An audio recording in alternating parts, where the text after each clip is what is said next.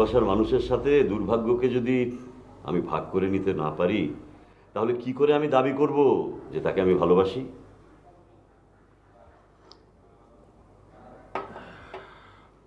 ঘটনাটাতে মেয়েটার তো কোনো দোষ ছিল না।